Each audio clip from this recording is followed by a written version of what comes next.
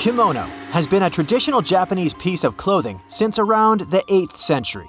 The word kimono is literally translated from Japanese as something to wear and was originally a common term for all kinds of Japanese clothes. These days, a kimono refers to a single particular type of outerwear. It's a formal outfit that are worn on special occasions like weddings, coming-of-age ceremonies, graduation, and events related to the traditional culture, like tea ceremonies and flower arrangements. There are, of course, other types of clothes, but let's talk about this one, yukata. Look, this is a kimono, and this is a yukata. They look almost identical, but there's actually a big difference between them.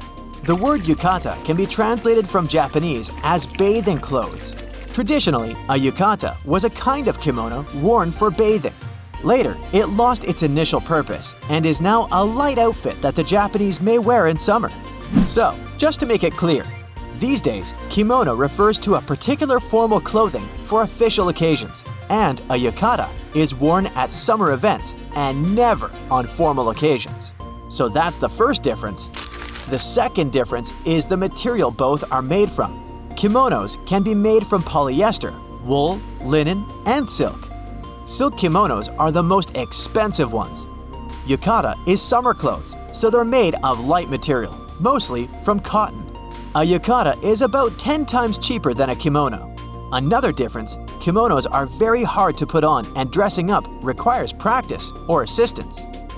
Putting on a yukata isn't a problem at all, and any person can do it easily.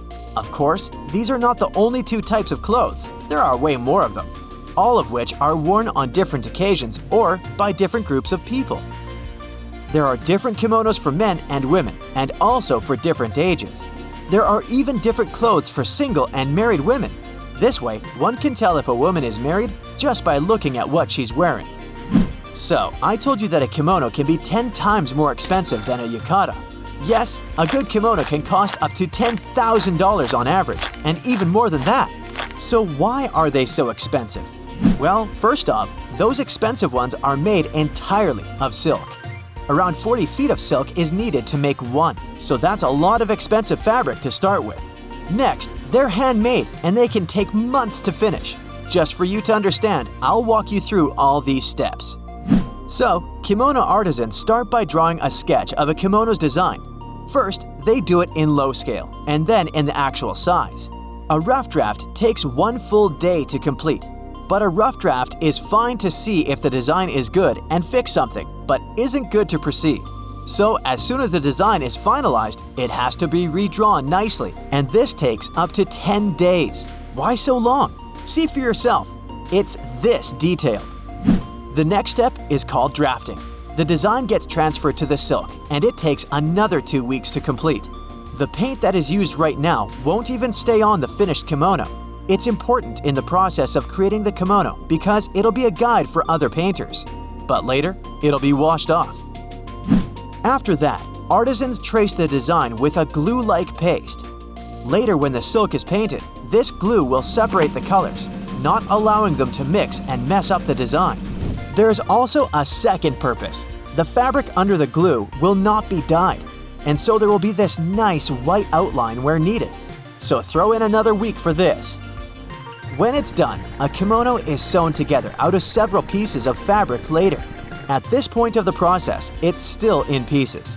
They get sent to several artisans who will work on them, so different sections are done by different people. But they have to keep in mind the final design of the whole final kimono. Now, mind that the silk is originally white, but of course, the final kimonos have all sorts of colors. There are several techniques that can be used to dye the base of a kimono. Some use large bushes that are quickly moved, working around the design. It's important that it's done at the same speed everywhere. This way, the paint settles more evenly, and the density of the dye is the same all over the fabric. There's also a different technique called shibori. It's centuries old, and it's a bit more complicated. It allows you to thoroughly color parts of the kimonos in different shapes. First, it's important to sew up the silk, and it's absolutely crucial to sew it up properly because the sewing forms the edge of the patterns. The stitch closes off the parts that shouldn't be dyed. Then, the silk goes into a barrel. What's not supposed to be dyed is hidden inside, but the ends that should be dyed hang out of the barrel. The barrel should be properly bound so that the dye doesn't leak inside and doesn't color what isn't supposed to be colored. Then, the barrel with hanging silk goes into a big container of liquid dye, and the barrel is quickly moved up and down. The color should be closely monitored and adjusted until it's exactly the shade that was requested. Adjustments are, of course, made by adding dye that will give the liquid the needed shade. Identifying different shades is yet another impressive skill not everyone has. Theoretically, the designs can be computer printed on the fabric. This is how cheaper kimonos are made. But expensive handmade kimonos are made by hand. If a kimono has a complicated design, it can take up to 3 weeks to paint it all. Then, there's the last step: embroidering and applying gold leaves. Of course, the amount of time that's required to finish it depends on the complexity of the embroidery. Simpler patterns will only take weeks, and more complex ones will require months to finish. The more embroidery there is, the longer it takes to make, and the more expensive the final kimono is going to be. All in all, the price of a kimono reflects the amount of hours put into making it. After all, some of them take up to a year to finish.